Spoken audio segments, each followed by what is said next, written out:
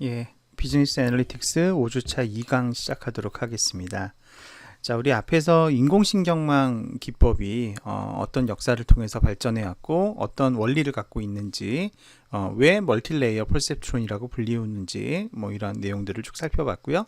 마지막에 인공신경망을 학습한다는 게 도대체 어떤 의미인지, 어떤 의미를 갖는지에 대해서 간단하게 얘기를 해봤습니다.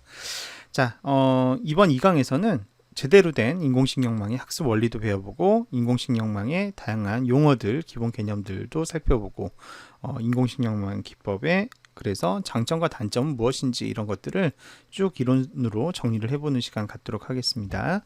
자, 인공신경망의 기본 개념 앞에서 이제 이 원리 설명드리면서 제가 P2가 프로세싱 엘리먼트다 이렇게 얘기했는데 이 프로세싱 엘리먼트 한국어로 처리 요소 이렇게 번역될 수 있고요. 요 각각을 이제 뉴런이죠. 인공적으로 만들어진 뉴런. 그래서 뉴런을 의미하기도 하고 뉴런이라고 실제로 부르기도 하는데 다른 표현으로는 노드라고 불리운다. 아까 얘기했었고요. 또 다른 표현으로 유닛, 단위다, 유닛이다 이렇게 불리우기도 합니다. 자, 처리 요소에서의 인풋 값은 이렇게 요 식에 의해서 들어오는데 플러스 바이어스 B도 붙을 수 있다라고 아까 얘기했죠. 자, 그 다음에 층은 보통 3개의 층으로 구성이 된다. 입력층과 출력층만 달랑 연결되어 있으면 그거는 기본적인 통계에 기반한 분류 모델하고 똑같아져요. 특히 이제 트랜스퍼 펑션을 만약에 그 로지스틱 함수를 쓴다고 하면 로지스틱 회귀 모형하고 똑같아지죠. 기본 모습이. 하지만 인공신경망에는 가운데 뭐가 더 들어간다? 은닉층이라는 게 들어간다. 그래서 3개의 층이 되는 거죠. 입력층, 은닉층, 출력층 이렇게 되는 겁니다. 이 은닉층은 입력층과 출력층 사이에 입력값과 출력값 사이를 연결해주는 중간 매개 변수 값들로 채워지게 되는데 인공신경망이 비선형적인 복잡다단한 패턴을 반영하는데 성공하느냐 못하느냐가 결국 다 어디에 달려있는 거예요? 이 은닉층의 역할에 달려있다고 해도 과언이 아니게 됩니다. 그래서 어떻게 보면 인공신경망을 인공신경망답게 만들어주는 핵심 요소 기술이 바로 이 은닉층에 있다라고 해도 무방하겠습니다. 자, 이 층에 있는 노드와 노드들 사이에 뉴런과 뉴런들 사이에는 선으로 연결되어 있고 그 선에마다에 뭐가 할당되어 있다고요? 요 WIJ 가중치가 할당되어 있습니다. 그래서 WIJ는 보통 i번째 노드와 j번째 노드가 연결되어 있을 때에 할당되어 있는 가중치, 결합 정도를 우리가 WIJ로 정의를 하는데요. 층과 층 사이의 연결이 i에서 j로 갈 때 연결 강도가 WIJ이고 바로 앞에서 설명했듯이 여기서 설명했듯이 인공신경망의 학습이라는 건 결국 뭐다? 뭘 찾는 과정이다? 요거를 찾는 과정이에요. WIJ, 최적의 WIJ를 찾아가는 과정이다라고 보시면 된다는 겁니다.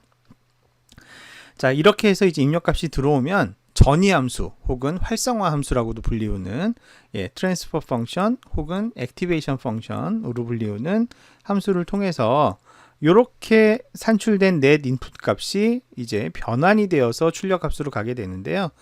트랜스퍼 펑션에는 여러 종류들이 있어요. 이렇게 하드 리미터 함수가 있기도 하고요. 이건 아까 얘기한 것처럼 어떤 치역 값을 딱 정해서 그거보다 크면 1 아니면 0 뭐 이런 식으로 혹은 그거를 넘으면 마이너스 1 아니면 1 뭐 이런 식으로 할 수도 있고요. 램프 펑션이라는 것도 있고 시그모이드 펑션 1이 있고 시그모이드 펑션 2가 있는데요. 시그모이드 펑션 1이 많이 본 펑션이죠. 이게 뭐예요? 네, 로지스틱 펑션입니다. 그래서 시그모이드 펑션 뭐 보통 원 빼고 시그모이드 펑션은 일반적으로 이 펑션 말하는데 다른 말로 무슨 펑션? 로지스틱 펑션이라고도 한다. 이렇게 이해하시면 되겠고요. 뭐 하이퍼볼릭 탄젠트 펑션 이런 것들. 근데 요런 펑션들은 조금 옛날에 많이 쓰던 트랜스퍼 펑션이에요. 예, 지금은 요런 함수보다 뭐 릴루 함수 이런 것들이 더 많이 사용이 되는데 왜 그런 걸 쓰게 됐는지, 그 다음에 트랜스퍼 펑션은 어떤 의미, 어떤 특성이 있어야 되는지 이런 것들은 나중에 더 설명을 드릴 일이 있을 것 같아요.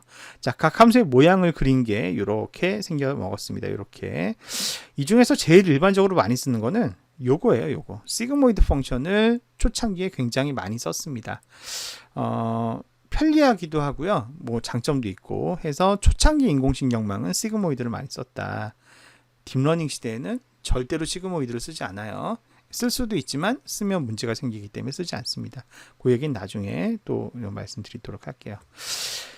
자, 그렇다면 인공신경망에서 학습을 해야 되는데, 인공신경망의 학습, 아까도 얘기했지만 최적의 가중치를 찾아가는 과정이라고 했잖아요. 그 최적의 가중치는 어떤 원리로 어떻게 결정되느냐, 그거를 예시를 통해서 좀 살펴보고자 합니다. 자, 멀티레이어 퍼셉트론의 예시인데요. 자, 보시면 입력층이 있고요. 그리고 히든 레이어가 한 층이 있습니다. 근데 히든 레이어 안에 노드는 몇 개가 들어있어요? 1개, 2개, 3개, 4개 이렇게 CD, EF 노드가 있고요. 출력층에는 노드가 하나 있습니다. 출력값 노드가 하나가 있어요. 자, 그렇다면 입력층에 2개가 있고, 그죠? 그 다음에 은닉층이 4개가 있으니까 여기서 발생할 수 있는 가중치는 총 몇 개가 있을까요? 보시면 밑에서 2개가 올라오는데 여긴 4개가 연결되니까 2 곱하기 4는 총 8가지 경우가 생길 수 있습니다. 그래서 C에 연결된 2개의 가중치를 WH1, WH2라고 명명했고요.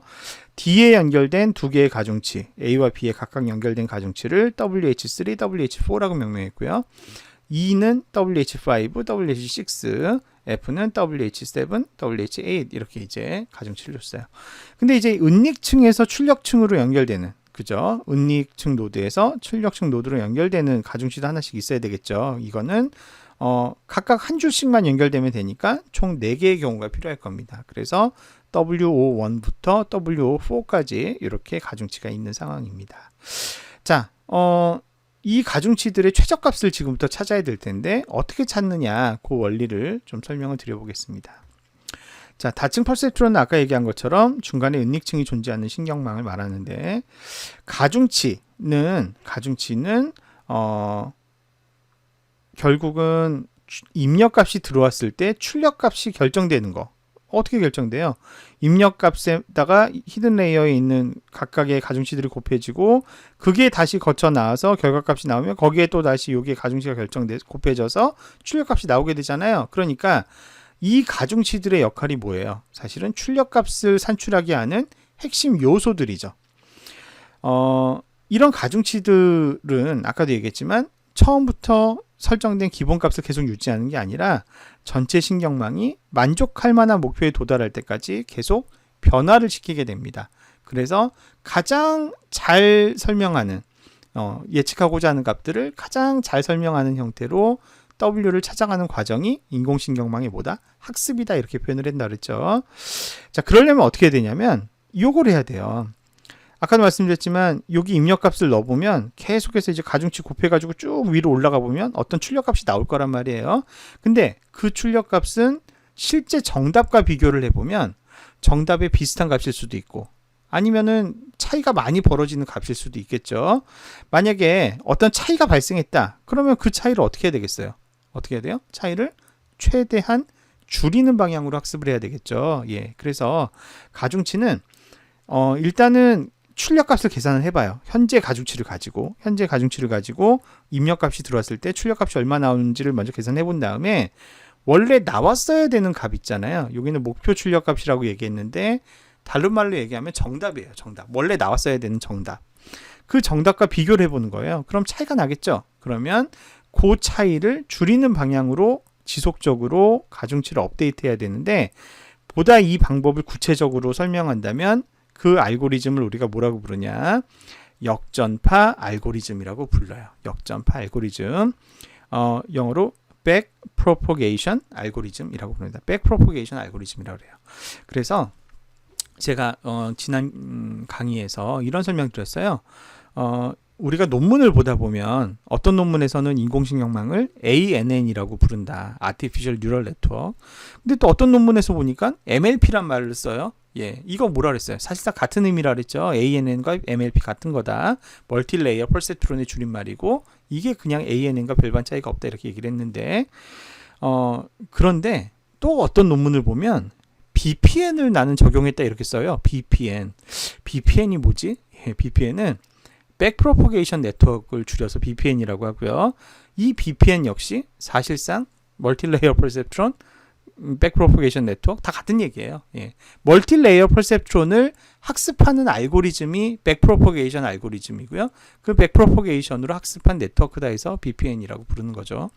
전통적인 관점에서의 신경망은 멀티레이어 퍼셉트론이고 전통적으로 멀티레이어 퍼셉트론을 학습하는 방법이 백프로포게이션 알고리즘이었어요. MLP, BPN, ANN은 거의 뭐 서로 통용해서 쓸 수 있는 거죠. 자, 이 백프로포게이션 알고리즘은 어떤 원리이냐? 예, 사실 앞에서 다 설명을 했는데 조금 더 체계적으로 설명하면 이런 원리예요. 입력층의 각 노드에 입력 패턴이 들어오죠. 그러면 입력 신호들은 현재 주어진 가중치에 따라서 쭉 중간층에 전달되고 출력층에 전달돼서 최종 출력값이 나오겠죠. 그런데 그 출력값은 원래 나왔어야 되는 정답, 목표 출력값, 기대값에 비해서 분명히 조금이라도 차이가 날 수 있을 거예요. 그러면 자, 요거는 이제 전방향 프로퍼게이션이에요. 전 방향으로 전파된 거였죠. 그런데 오차가 나왔으면 그 오차가 최대한 줄어들게끔 어떻게 해야 돼요? W들을 조정해야 되잖아요. 조금씩. 그런데 W들을 조정을 할 때는 어떤 순서로 조정을 하냐면 제일 처음에 얘네들부터 조정하는 거예요. 출력값에 연결되어 있는 출력값 노드에 연결되어 있는 이 W5들을 먼저 쫙 업데이트를 하고 그 다음에 또 각자 기여한 만큼을 나눠준 다음에 그 다음에는 이제 WH들을 다시 업데이트를 하고 그러니까 어떻게 되는 거예요? 역으로 전파되죠. 거꾸로 프로포게이션 하잖아요. 그래서 이 알고리즘을 뭐라고 불러요? 백프로포게이션 알고리즘이라고 부르는 거예요. 그러면 이제 그 다음 샘플 들어와서 또 입력값 탑재시켜가지고 쫙 피드포워드 해보고 그러면 또 이제 출력값과 차이가 나겠죠? 그럼 다시 어떻게 해요?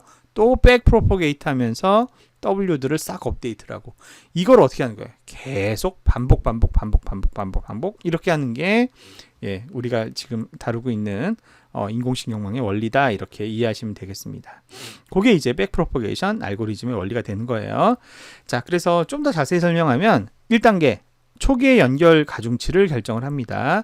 보통은 -1에서 1 사이에 랜덤 값을 넣기도 하고요. 아니면은 그냥 뭐 0.4로 다 때려버린다던가 뭐 0.3으로 다 때려버리던가 이런 식으로 임의의 값으로 초기화를 시킵니다.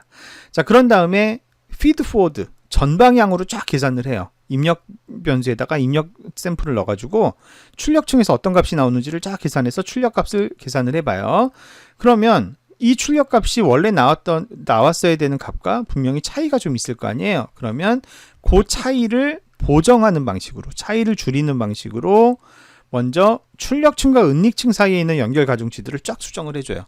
그런 다음에 오차를 만드는데 기여한 만큼 은닉층 노드들에게 쫙 다 이제 배분을 한 다음에 다시 그 오차를 줄이는 방향으로 은닉층과 입력층 사이의 연결 가중치들을 쫙 수정을 해줘요. 그거를 어떻게 하냐? 새로운 샘플이 들어올 때마다 반복 이거를 계속 반복하는 거예요. 언제까지? 예측력이 만족할 만한 수준이 될 때까지 계속 반복하는 겁니다. 자, 요 과정에서 사실은 복잡한 수학적인 연산이 많이 들어가요. 그래서 인공신경망은 컴퓨팅 리소스를 상당히 많이 먹는 그런 알고리즘이라고 이해를 하시면 됩니다. 자, 예제를 한번 보겠습니다. 예제를 보는데 우리 아까 대표적인 비선형 문제 중에 하나가 XOR 문제라고 했잖아요. 그죠?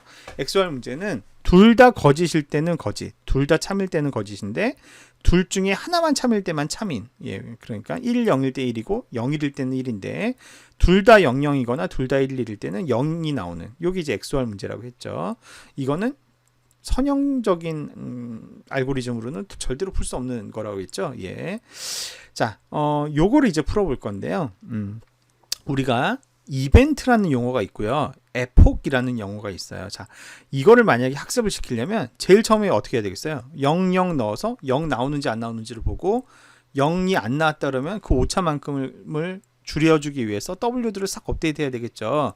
이렇게 0, 0 넣어봤을 때 0이 나오는지 안 나오는지를 보고 웨이트를 한번 쫙 업데이트를 하는 요 하나의 샘플에 대한 학습을 우리가 이벤트에 대해서 학습을 했다 이렇게 얘기를 해요. 그래서 이렇게 이벤트 한번 학습하고 그죠? 그 다음에 이제 어떻게 해요? 1, 0을 넣었을 때 1이 나오나 안 나오나를 보겠죠. 그렇게 해서 또 오차가 있으면 또 W를 착 업데이트 해가지고 이렇게 한번 학습을 하고 0, 1을 넣었을 때 뭐가 나와야 돼요? 1이 나와야 되는데 실제로 1이 안 나오겠죠. 그러면 또 그 오차를 줄이는 방향으로 또 학습을 하고 1, 1 나오면 0이 나와야 되죠. 또 이 값이 나온지 안 나온지 봐서 또 오차 줄이는 방향으로 쫙 학습을 하고, 이렇게 하면 첫 번째 이벤트, 두 번째 이벤트, 세 번째 이벤트, 네 번째 이벤트까지 돌았어요. 그러고 나면 이제 학습 끝내면 되나요? 아니죠.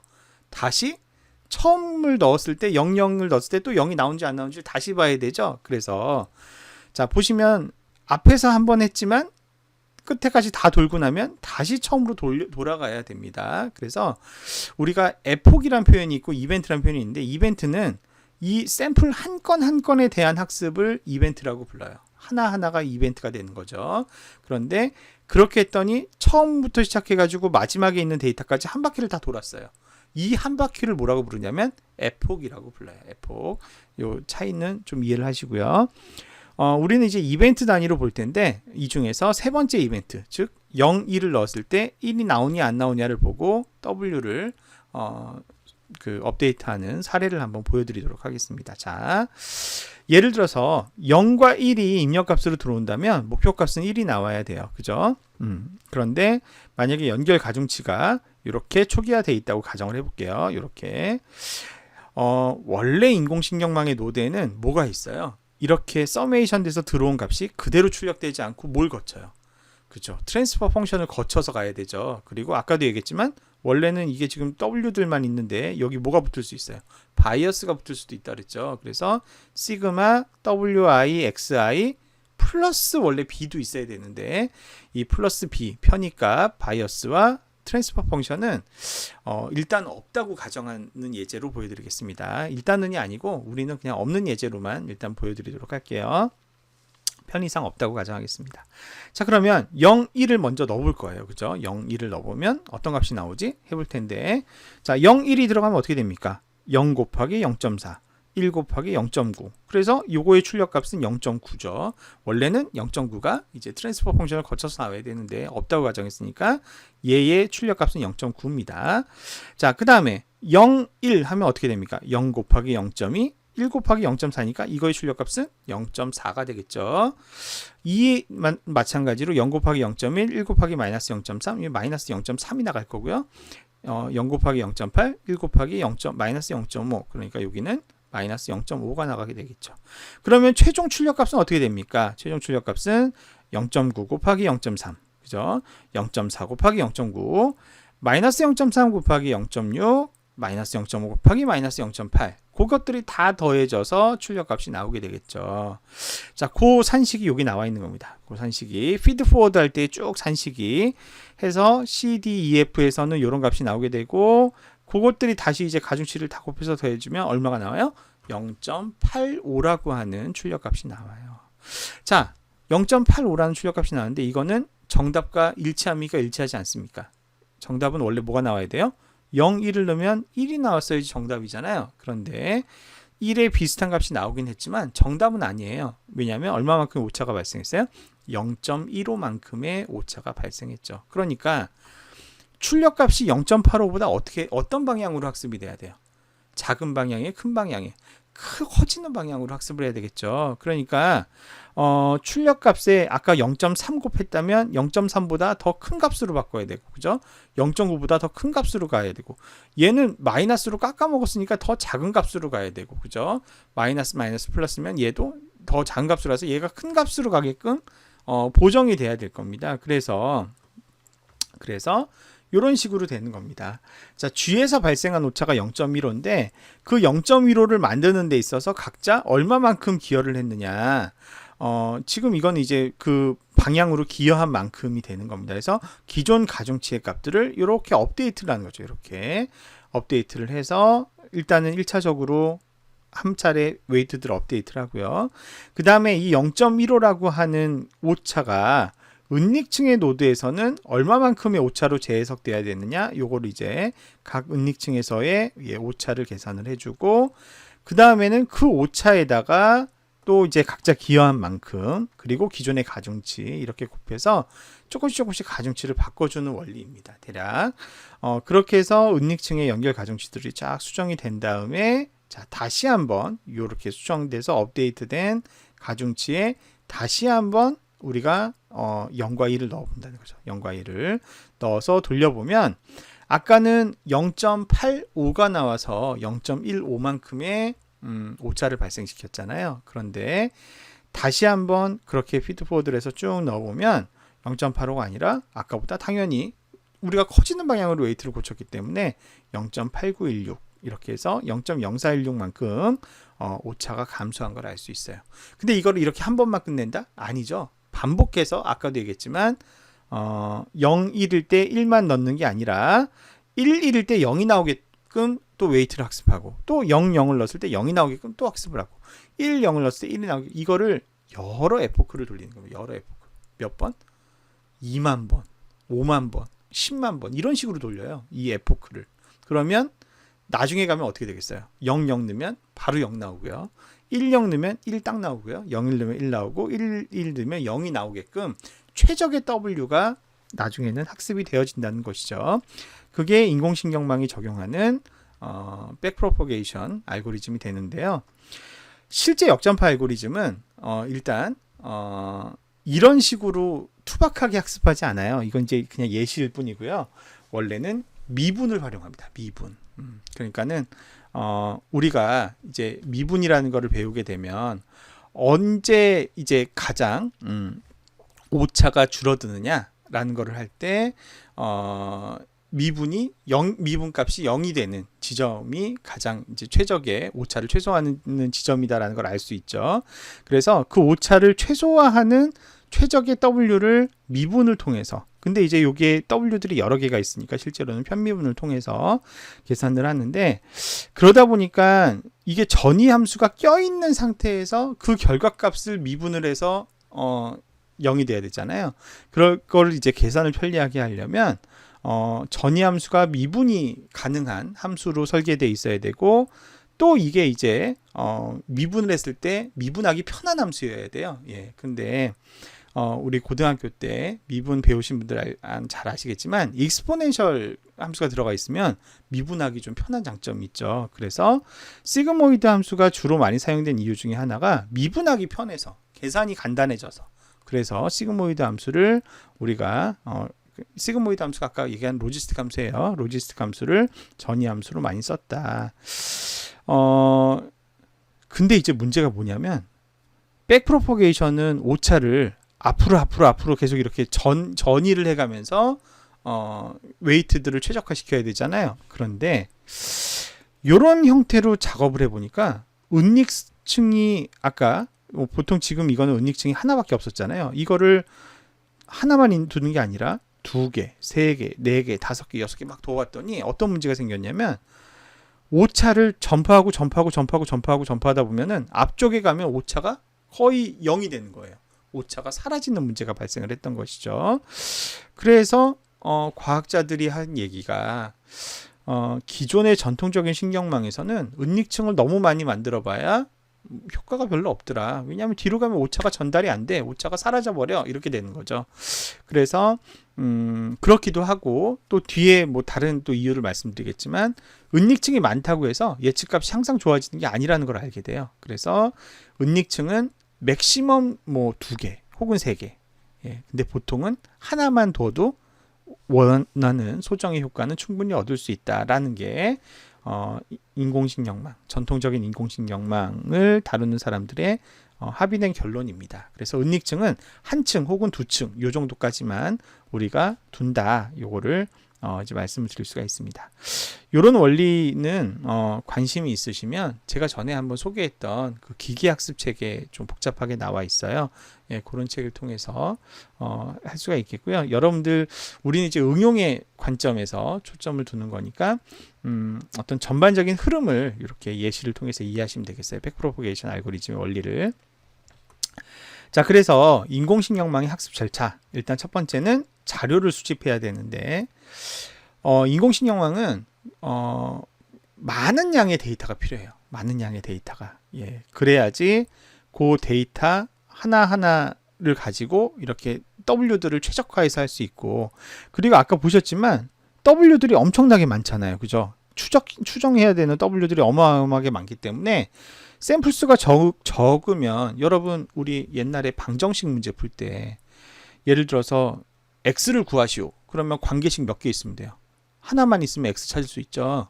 만약에 이거를 만족하는 x와 y를 구하시오. 그러면 관계식 몇 개 있어야 풀어요? 관계식이 최소 2개는 있어야지 x와 y를 구할 수 있죠. x, y, g를 구하시오. 관계식 3개 있어야 풀잖아요. 그런 것처럼 우리가 이렇게 풀어야 되는 값을 찾아야 되는 최저값이 많으면 많을수록 어때야 되겠어요?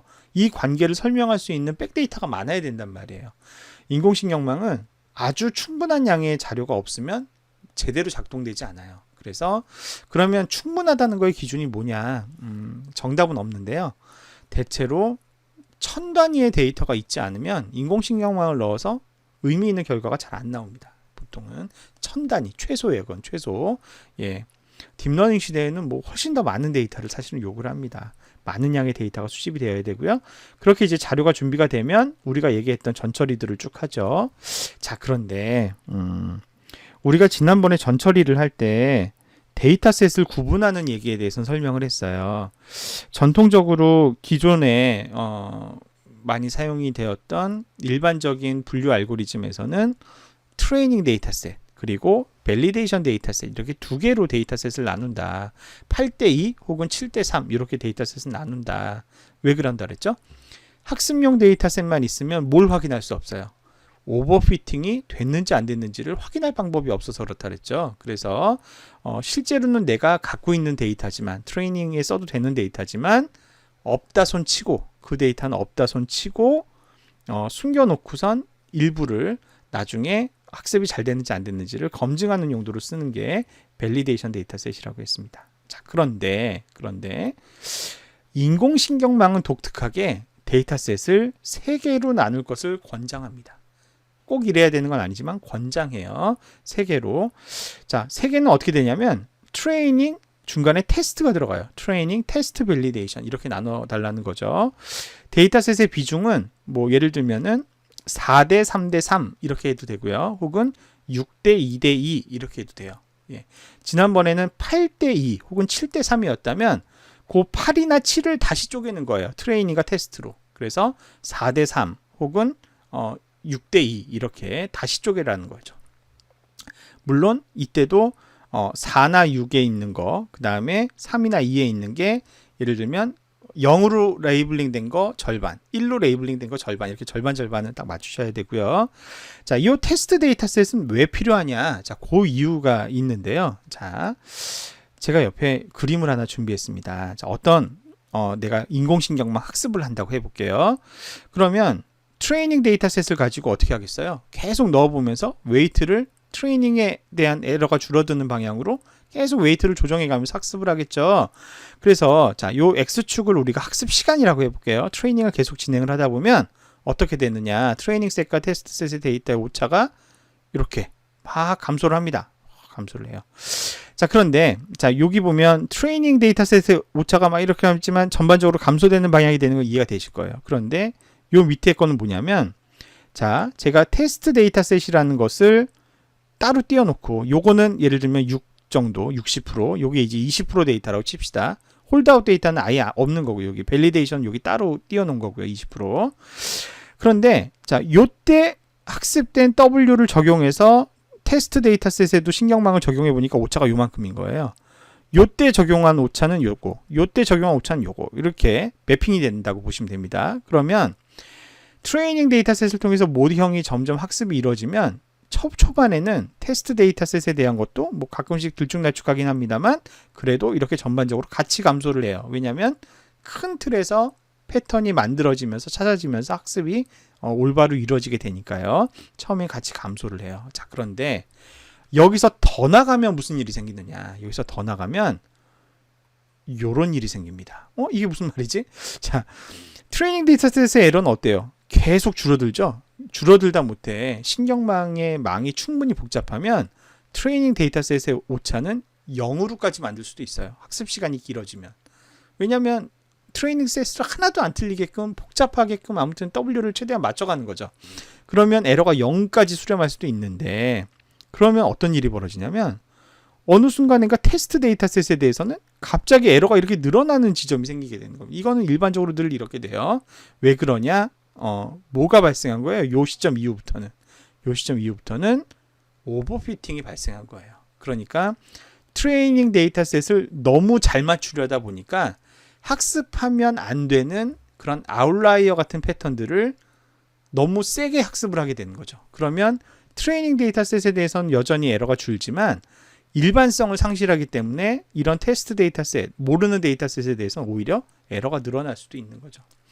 그게 다른 알고리즘보다 유독 리스크가 큰 알고리즘이 인공신경망이에요. 왜냐하면 인공신경망은 수많은 W들을 복잡하게 데이터를 막 때려 넣어서 학습하게 원리가 구성이 되어 있기 때문에 오버피팅 리스크가 다른 그 어떤 머신러닝 알고리즘보다 심해요. 그래서 인공신경망은 뭐가 중요하냐면 학습을 언제 그만둘지가 굉장히 중요해요. 그걸 이제 우리가 학습 중지점이라고 하는 거죠. 자, 만약에 내가 이런 패턴으로 전개된 걸 알았어요. 그러면 학습을 언제 그만두면 되겠어요? 여기서 그만두면 되죠. 자, 요 점은 뭐냐면 트레이닝 데이터셋에서는 계속 에러가 줄고 있는데 테스트 데이터셋에서 어땠어요? 시간이 지나도록 줄어요? 안 줄었어요? 안 줄었어요. 그러다가 요 지점이 지나고 나니까 어떻게 돼요? 서서히 올라가 버리죠? 그러면 이제 무슨 얘기예요? 학습을 그만했어야 된다는 걸 알려주죠. 그래서 왜 인공신경망은 테스트 데이터셋을 따로 두냐? 뭘 찾기 위해서? 요걸 찾기 위해서 하는 거예요. 요걸. 학습을 언제 그만둬야 되는지를 찾기 위해서. 그래서 일단 뉴로쉘 실습할 때도 말씀드리겠지만 그게 이제 어떻게 돼 있냐면 테스트 데이터셋에서 얼마만큼의 에폭을 돌려도 더 이상 뭐 에러에 큰 변동이 없으면 그때 학습을 그만해라. 이렇게 우리가 지정할 수가 있어요. 그러면 오버피팅을 예방하면서 인공신경망 학습을 할 수가 있게 되죠. 자, 그렇게 해서 데이터셋을 세 종류로 나눈다 설명을 했고요. 그 다음에 이제 인공신경망의 구조와 학습에 관련된 파라미터들을 결정을 합니다. 은닉층은 몇 개로 할지, 은닉층은 아까도 얘기했지만 한 층 혹은 두 층, 그래봐야 더 성능이 좋아지지 않는다는 게 이제 밝혀졌다 그랬죠.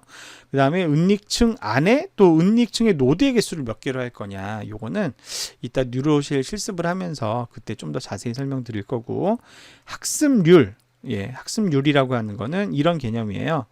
아까 그 오차가 이제 출력층에서 발생을 하면 그 오차를 줄이는 방향으로 W를 막 업데이트 한다고 했는데 그때 우리는 그냥 그 오차를 그대로 다 왕창 넣어가지고 W를 업데이트 했잖아요. 이렇게 하면 왜 우리 뭐 미친 사람 널뛴다는 옛날 말이 있잖아요. 그런 것처럼 이 W가 조금씩 변하지 못하고 너무 크게 왔다 갔다 변하게 되는 거예요. 그러면 빠른 시간 내에 수렴하지 못하는 문제가 생길 수가 있습니다. 그래서 학습률이라고 하는 거는 전체 확인된 에러 중에 몇 %를 W를 업데이트하는데 반영할 거냐 이런 거예요.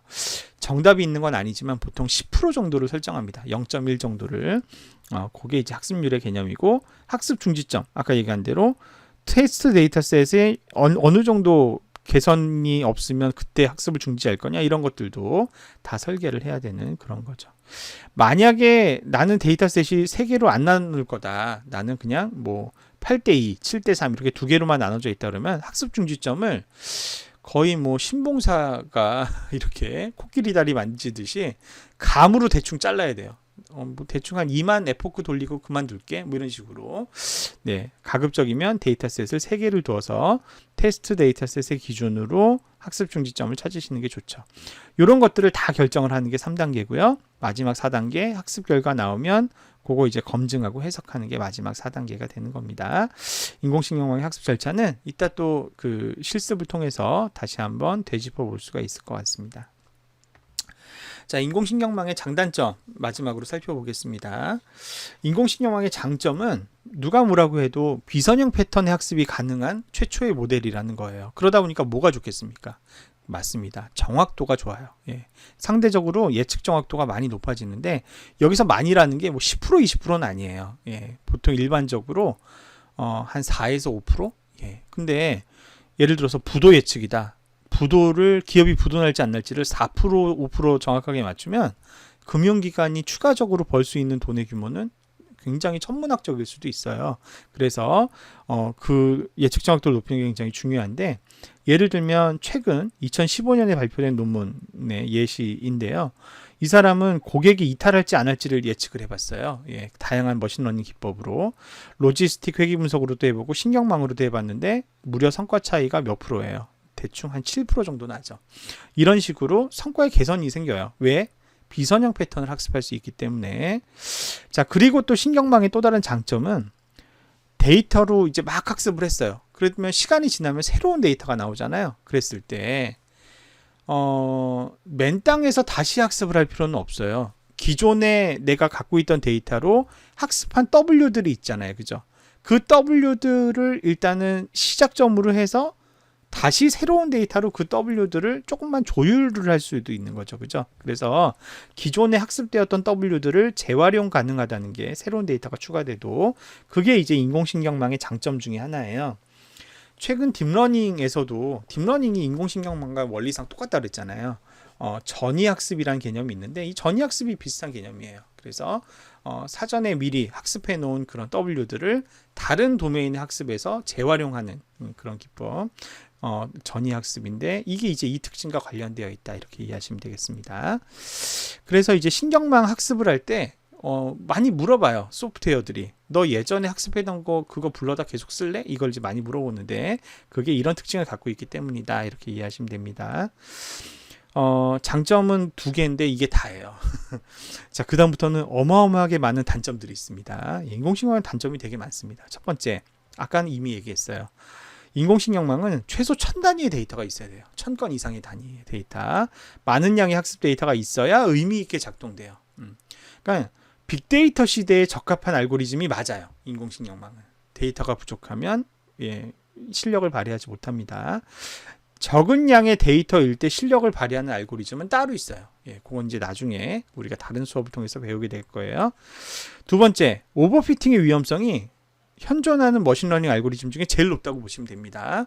그래서 아까도 얘기한 것처럼 학습 중지점도 별도의 데이터셋을 두어서 판단을 해야만 할 정도로 오버피팅의 위험성이 가장 높습니다. 그리고 은닉층이 많아지면 많아질수록, 그래서 W의 개수가 많아지면 많아질수록 뭐의 위험이 커지겠어요? 오버피팅 될 위험이 점점 커집니다. 그래서 옛날부터 학자들이 은닉층이 2개면 충분하고 오히려 은닉층이 더 이거보다 많아지면 뭐가 발생해요? 오버피팅 발생하고 학습 제대로 이루어지지도 않고 예측력 떨어진다 그랬단 말이에요. 그래서 전통적인 신경망, 이제 전통적인 신경망입니다.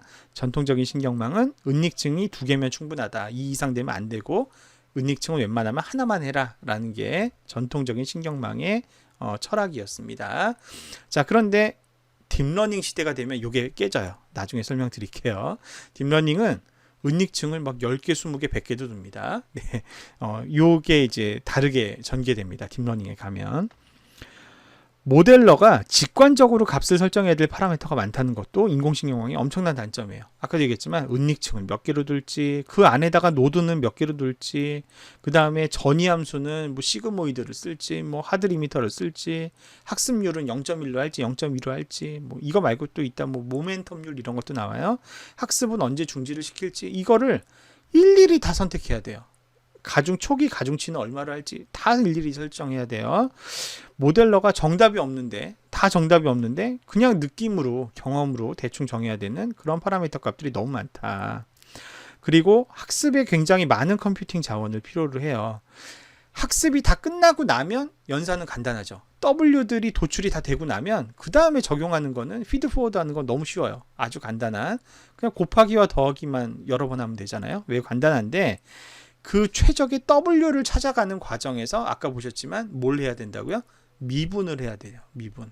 그러면서 또 이게 최적화를 막 복잡하게 알고리즘이 해야 되기 때문에 예로부터 인공신경망은 많은 컴퓨팅 자원이 필요로 되는 연산 시간이 오래 걸리는 알고리즘으로 악명이 높았다는 그런 한계도 있습니다. 최근에 딥러닝 시대에도 그거는 유효합니다. 딥러닝 하려면 굉장히 좋은 기계가 있어야 되고요. 그리고 그 기계로 굉장히 오랜 연산을 해야만 모델이 학습이 됩니다. 학습이 되고 난 모델을 적용하는 것은 매우 금방 걸리죠. 연산이 아주 작죠. 하지만 그거를 만드는 데까지, 학습을 하는 데까지는 어마어마한 시간이 소요되는 그런 특징이 있습니다. 자, 이렇게 해서 인공신경망의 이론적인 부분은 이제 다 설명이 얼추 된 것 같습니다. 자, 2강까지 들으시느라 수고 많으셨고요. 요 다음은 제가 실습으로 인공신경망을 실제 학습하는 과정을 여러분들에게 소개를 해드리는 시간 갖도록 하겠습니다. 수고하셨습니다.